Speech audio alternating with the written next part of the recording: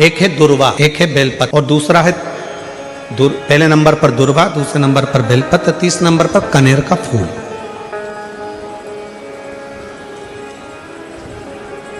कोई अच्छा कार्य करते करते कई माताएं ऐसी होती हैं जो अपने प्रेम करती हैं परिवार से, ऐसा नहीं कि नहीं करते, स्नेह करते हैं। कई पुरुष भी ऐसे परिवार से बहुत प्रेम होता है, स्नेह होता है, पर अंदर कहीं ना कहीं ऐसा लगता है मेरा बेटा वहां जा रहा है, कुछ गलत ना हो जाए। कभी कभी ऐसा लगता है कि ये काम होने वाला है और इसमें कुछ गलत ना हो जाए। कई बार शादी पक्की हो रही है, रिश्ता पक्का हो रहा है, या कोई घर में अच्छा कार्य हो रहा है और मन में संशय उत्पन्न हो जाता, कहीं गलत ना हो जाए। मतलब उसके अंदर कहीं नेगेटिविटी आती रहती है, ये वो सोचती रहती है। उसके अंदर एक कुछ ना कुछ ऐसा तत्व चलता रहता है जिससे वो बुद्धि में, विवेक में वो चीज उसके आती रहती है। तो शिव महापुराण में गजासुर की कथा कहती है कि गजासुर ने भगवान शंकर से वर मांगा कि मैं जब आपका भजन करूं, तप करूं, साधना करूं, तो मेरे पास में ये अग्नि मेरे चारों तरफ हो जाए, जिससे मैं आपका तप, आपकी साधना अच्छे से कर सकूं, मैं आपका तप, आपकी साधना आराम से कर सकूं। शिव जी ने वर दे दिया, जब तुम तप करने के लिए बैठोगे, साधना करने बैठोगे, भजन करने बैठोगे, तब तुम्हारे चारों तरफ अग्नि प्रकट हो जाए। जिन माताओं को, जिन भाइयों को, जिन बेटियों को, जिन बेटाओं को, जिन मेरी बुजुर्ग माँ बाप को ऐसा लगता है, अंदर से ऐसा महसूस होता है कि कुछ गलत होने वाला है, कल कुछ गलत होने वाला है, मेरे पति के साथ ये गलत होने वाला है, मेरे बेटे के साथ ये गलत होने वाला है, या मेरे साथ कुछ गलत होने वाला है, जिसकी बुद्धि में केवल नेगेटिविटी चलती रहती है, उसको 3 चीजें शंकर भगवान को प्रदोष के दिन अवश्य चढ़ाना चाहिए। क्या क्या चीज? पहले नंबर पर जम के बोलो दुर्वा, दूसरे नंबर पर बेलपत्र और तीसरे नंबर पर कनेर का फूल। और यदि ऐसा महसूस हो रहा है कि मेरे को स्वप्न भी गड़बड़ा रहे हैं, स्वप्न भी गलत आ रहे हैं, तो मेरा निवेदन रहेगा, जो दुर्वा आपने शिव जी को चढ़ाई है, उस दुर्वा को उठाकर लेकर आ जाना है और प्रदोष काल में, प्रदोष के समय पर उस दुर्वा को चबा चबा कर खा लेना है। जिसकी बुद्धि में गलत चीजें आती रहती हैं, गलत विचार आता है, बात अपने हृदय में उतार कर रखिए। जो बेटियां ससुराल में दुखी हैं, बहुत कष्ट में है, या आपस में सामंजस्य पति पत्नी का नहीं बन रहा है, या कोई विवादित वाली बात है, तो निवेदन है तलाक पर बात को लेकर मत जाना। एक बार बाबा देवाधिदेव महादेव का एक भाव जरूर प्रकट करना, महाराज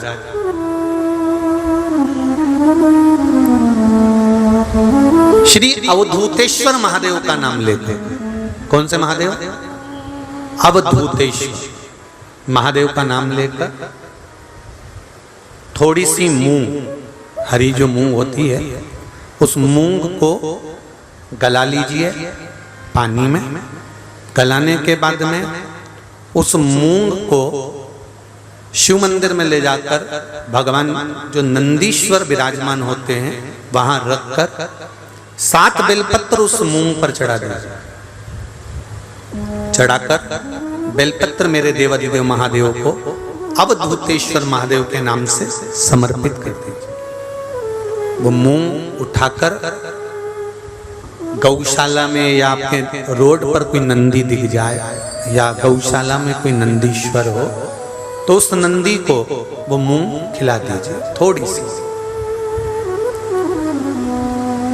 3 या 4 प्रदोष करोगे, तलाक तक बात नहीं पहुंचेगी, आपस में प्रेम बढ़ जाएगा, बेटी को सम्मान मिलना प्रारंभ हो जाएगा और टेंशन समाप्त हो जाएगी, परिवार नहीं टूटेगा।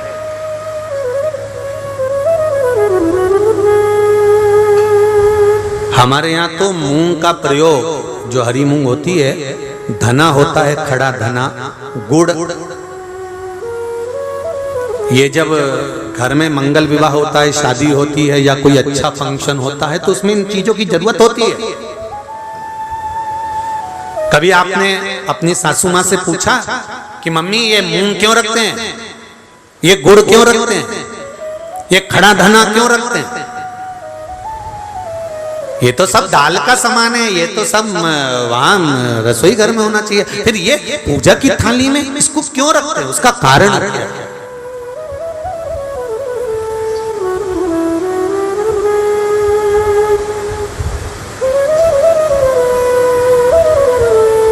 उसका कारण क्या है? कभी अपनी सासू माँ से पूछना तो सासू माँ बताएगी कि जिस समय पर भगवान शिव, भगवान महेश और उमा का संबंध हुआ था, भगवान शंकर के 51 विवाह पहले हो चुके थे। पार्वती के साथ में 52वें नंबर का विवाह है शिव जी का। इससे पहले उमा, कात्यायनी, सती, कुष्मांडा, ऐसे भगवान शंकर के साथ में जो शिव जी के गले में मुंडों की जो माला होती है ना, उस माला में जो मुंड पड़े होते हैं वो 51 है। पार्वती माता ने पूछ लिया ये मुंडे किसके हैं? शिव जी ने कहा सब तेरे। पार्वती ने पूछा वो कैसे? शिव जी कहते हैं तू इतने बार प्राणों को छोड़ चुकी है और जितने बार तू प्राण छोड़ती है उतने मुंडे में गले में धारण कर लेते, तेरी माला बनाकर पहनता। उमा और महेश का जब विवाह हुआ था, भगवान उमा और माता उमा और भगवान महेश का जब मंगल विवाह हुआ था, उस विवाह के समय पर माता उमा रुष्ट होकर भगवान शिव से, ऐसा नहीं है कि केवल माता उमा रुष्ट हुई, तिरुपति चले जाओ तो माता लक्ष्मी रुष्ट होकर नीचे बैठ रही है।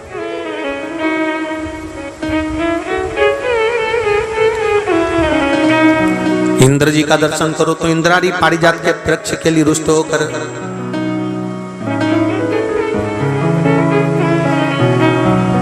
ब्रह्माणी और ब्रह्मा का दर्शन करो तो गायत्री मैया को यज्ञ में बिठा लिया पुष्कर जी में, तो गायत्री मैया को देखकर सरस्वती रुष्ट होकर बैठ गई। ऐसा नहीं है कि रुष्टता नहीं होती, होती है, पर उस रुष्टता में दोनों का साथ भी होता है।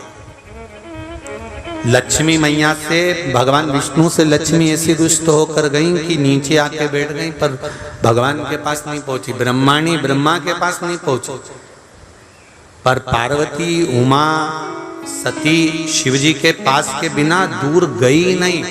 दोनों, पार्वती मैया, माता उमा रुष्ट होकर भगवान महेश से चली गई, और जब भगवान महेश से रुष्ट होकर माता उमा जाती हैं, माता उमा चली जाती हैं, तब उस समय पर ऋषियों ने, संतों ने आकर माता उमा को समझाया। स्वयं देव ऋषि नारद भी उस समय पर पहुंचकर समझाए कि मां, यदि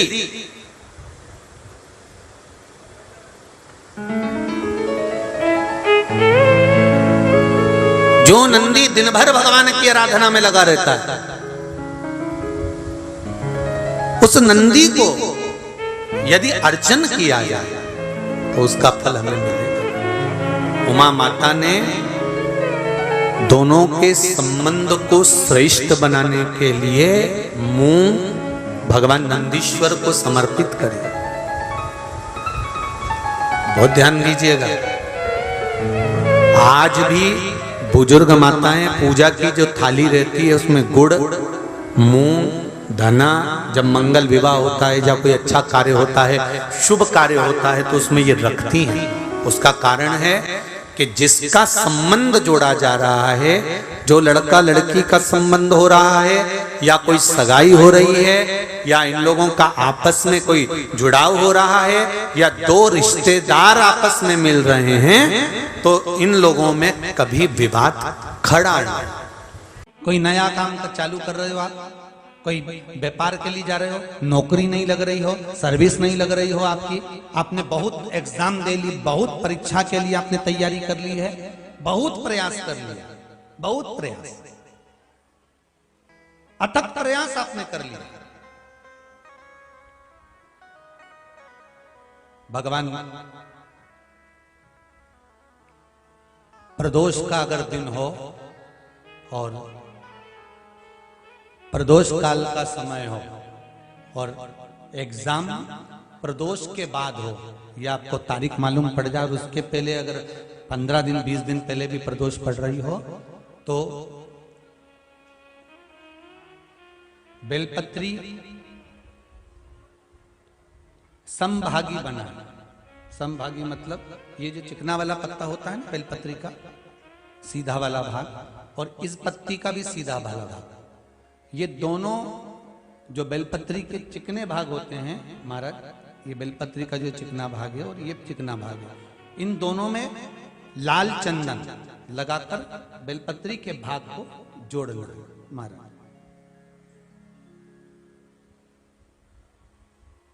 इस भाग को अपने हस्त कमल में रखकर उल्टा हाथ उस पर रखकर भगवान देवाधिदेव महादेव के 12 ज्योतिर्लिंग का स्मरण करना।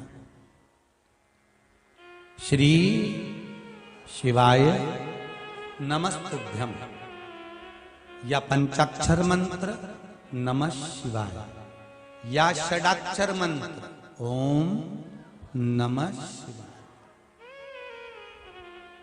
पंचाक्षर मंत्र हो, षडाक्षर मंत्र हो, श्री शिवाय नमस्तुभ्यम शिव महापुराण का मूल मंत्र हो, स्मरण कर कर उस मंत्र का अपनी कामना कहकर अशोक सुंदरी वाली जगह पर उसको छुआ कर भगवान शंकर पर उसका स्पर्श कराकर उसको लाकर नंदी का एक चरण ऊंचा भाग जहां चरण का हो, नंदी जब शिव जी के सामने होता तो उसका एक पांव ऊंचा होता है, नंदी का जो पांव ऊंचा हो उस मंदिर में जो भी, चाहे आगे पांव हो पीछे का पांव, जो पांव उस मंदिर में हो ऊंचा, उस चरण के पास अपनी कामना कर कर रख दीजिए और थोड़ा सा मूंग, हरा मूंग थोड़ा सा, श्री गणेश जी महाराज का नाम लेकर किसी भी गौशाला में या नंदी गण जहां हो, आपके मोहल्ले में कोई नंदी हो जो घूमता हो रोड पर, कोई बैल हो, तो उसको वो मूंग खिला दीजिए और उसके बाद थोड़ा सा मूंग हथेली लेकर थोड़ा सा खिलाकर आप अपने एग्जाम पर या कोई व्यापार चालू कर रहे हो या नौकरी करना चाह रहे हो, सर्विस करना, आप उसके लिए चले जाओ, उसमें सफलता मिलेगी। पर करना किसको पड़ेगा? जो व्यापार करने जा रहा है, जो नौकरी करने जा रहा है, जो सर्विस करने जा रहा है, जो अप्लाई करने जा रहा है, जो अप्लाई के लिए आगे बढ़ने जा रहा है, कोई कंपटीशन एग्जाम में बैठने जा रहा है, करना उसको।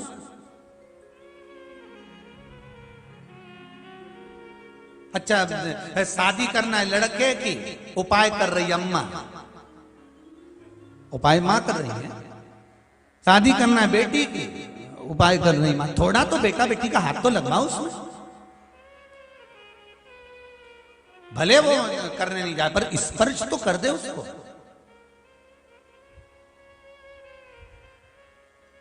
फिर कल वाली बात आ गई महाराज, तुम समोसा खाओगे तो तुम्हारे पेट में जाएगा, वो खाएगा उसके पेट में जाएगा।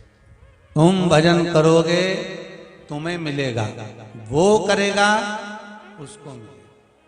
दान तुम करोगे तुम्हारे खाते में जाएगा, वो करेगा उसके खाते में जाएगा। शिव कथा कर रही है, भगवान शंकर का चरित्र कर रहा है, शिव महापुराण की कथा कर रही है, भगवान शंकर का चरित्र कर रहा है। शिव वेद का रूप धारण कर कर आ गए। आए जब कष्ट, बहुत कष्ट का जीवन चल रहा हो, बहुत कष्ट की जिंदगी चल रही हो, जितने भी लोग ऑनलाइन कथा सुन रहे हैं ध्यान लगाना, अगर कष्ट का जीवन चल रहा हो, तकलीफ की जिंदगी चल रही हो, 5-7 सोमवार, या तो 5 सोमवार या 7 सोमवार, हाथ में दुर्वा, मान लो ये तुमने दुर्वा ले ली, हाथ में दुर्वा, एक बेलपत्र, और उसी हाथ में अपने घर का भरा हुआ 1 लोटा जल। पहले रखना है दुर्वा, फिर रखना है बेलपत्र, उसके बाद में हाथ में 1 लोटा जल, और दोनों हाथों का स्पर्श करते हुए जो अपना पूजन का कक्ष होता है घर के अंदर का, उस पूजन कक्ष की साक्षी में खड़े होकर अपने कुल देवता, पितृ देवता और अन्य देवताओं का स्मरण करते हुए, बाबा बहुत दुखी हूँ, बहुत तकलीफ में हूँ, बहुत कष्ट में हूँ, मेरा परिवार आज दुख तकलीफ में है, मेरा परिवार आज कष्ट में है, दुख में है, कष्ट में है। बाबा को अपने मन का भाव कहते हुए, हृदय से प्रार्थना करते हुए अपने घर के मंदिर से निकलकर फिर उस जल को लेकर शिवालय तक जाओ और दक्षिण की ओर खड़े होकर उत्तर की ओर मुख कर कर जल समर्पित करो। बेलपत्र और दुर्वा दोनों को अशोक सुंदरी वाली जगह पर चढ़ा दीजिए। अशोक सुंदरी की जगह तो सबको मालूम है ना। अशोक सुंदरी वाली जगह पर उस बेलपत्र और दुर्वा को समर्पित कर दो। चढ़ा हुआ थोड़ा सा जल लेकर आओ, घर के दरवाजे पर उसका छींटा दे दो, लेपन कर दो और बाबा से 5 सोमवार नियम से आप दुर्वा, बेलपत्र और जल का प्रयोग अगर करोगे, 5 सोमवार पूर्ण होंगे। जो तुम्हारा दुख है वो समाप्त जरूर होगा। शिव करुणा जरूर, शिव कृपा जरूर। बस इसमें 3 चीजों का स्मरण रखिएगा, 3 चीजों का ध्यान। पकड़ रहा गला, आवाज खुल नहीं पा रही, थोड़ा आवाज खोलिए और मिठास दीजिए। शिव पुराण कर रही है, इसमें 3 चीजों का स्मरण करिए। पहले नंबर पर दुर्वा, दूसरे नंबर पर बेलपत्र और तीसरे नंबर पर जब जल चढ़ाकर वापिस आओ तो अपने घर में प्रवेश के पहले देहली पर, चौखट पर भगवान शंकर के अपने घर के द्वार पर शिव का नाम लेकर जल का सिंचन। उसका फल कितना है? शिव कथा कहती है प्रदोष के दिन, प्रदोष काल में शिव जी के नाम का स्मरण प्रत्येक को कर लेना चाहिए। और एक नंदीश्वर शिव महापुराण से एक बात सीख कर जाइएगा। अगर आपको लग रहा है कि दुख समाप्ति नहीं हो रहा है, एक बीमारी से उठे दूसरी बीमारी में लग गए, फिर कोई दुख आ गया, फिर कोई दुख आ गया, फिर कोई तकलीफ आ गई, फिर कोई तकलीफ आ गई, बार बार आपको लग रहा है कि दुख पीछा ही नहीं छोड़ रहा, तो नंदीश्वर शिव महापुराण की कथा आपको कह रही है प्रदोष के दिन, प्रदोष काल में 2 जगह दिए लगाना प्रारंभ कर दो। पहला बेलपत्री के वृक्ष के नीचे, पहला दिया प्रदोष काल में, प्रदोष के दिन बेलपत्री के वृक्ष के नीचे, और दूसरा दिया अपने दरवाजे की चौखट के बाहर। मतलब अपन बाहर खड़े होंगे, अंदर की ओर दिया नहीं, बाहर की ओर। एक दिया बेलपत्र के नीचे देवाधिदेव महादेव से प्रार्थना कर कर, हे शिव शंकर, हे गौरी शंकर, हे शिव, आज प्रदोष का दिन, प्रदोष काल में आप भ्रमण के लिए निकलोगे नंदीश्वर के साथ में, ऐसी कृपा करना, आपके लिए मैंने द्वार सजाया है भोलेनाथ, आपकी दृष्टि मेरी चौखट पर भी कर देना, मेरी जिंदगी संवर जाए। इसलिए 2 दीप स्मरण करो। हाँ, अच्छा इशारा करा है, उसे समझ गए हो। जिस दिए को आप लगाओगे प्रदोष के दिन, प्रदोष काल में, एक दिया बेलपत्री के वृक्ष के नीचे लगाया है, और दूसरा दिया जब आप घर में प्रवेश करोगे तो राइट हैंड पर ही लगाएं। कौन से हैंड पर लगाएं? राइट हैंड पर। बहुत बहुत साधुवाद आपको दीदी, धन्यवाद, धन्यवाद दो। उन्होंने इशारा करके बताया कि दिया किस ओर लगाएं। कम से कम अपने को अंदाजा तो लग जावे ना दिया किस ओर लगना चाहिए। साधुवाद था, बहुत बहुत साधुवाद। इसको जागरूक श्रोता कहते हैं, जिनको कथा के प्रति रुचि है और भगवान के भजन के प्रति रुचि है, वो तुरंत भाव से उसको स्वीकार कर ले। तो 2 जगह दीप, पहला कहां पर लगाएंगे? जम के बोलो जरा। बेलपत्री के वृक्ष के नीचे। अब बेलपत्री के वृक्ष को भी समझना